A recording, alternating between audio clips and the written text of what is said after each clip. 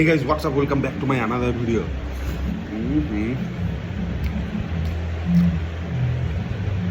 আলু সিদ্ধটা কাছে মাখলাম না, লেবু দিয়ে মাখছি আলু সিদ্ধ।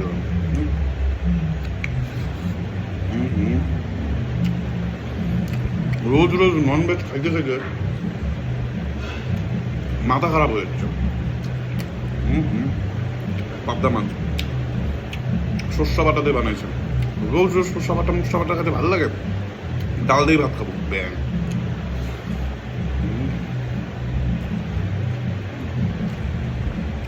ঘুম চুমুটে যদি একদম পুরো গাঢ় সর্ষা বাটাতে মাছ খাই কেমন লাগবে? মরে কত কয়দিন পর পেটটাকে রেস্ট দিতে হবে না? বলো না বাঙালি খায় মরবে, ব্যাপার আছে।